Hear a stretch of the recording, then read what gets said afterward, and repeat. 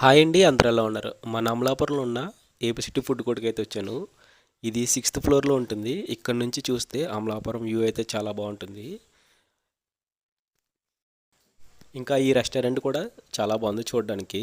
Dining hall కానీ అలాగే open టాప్లో కూడా తినొచ్చు. వ్యూ అయితే చాలా బాగుంది. రెస్టారెంట్ కూడా చాలా బాగుంది. ఇక్కడ 2 రకాల బిర్యానీలు తీసుకున్నాను.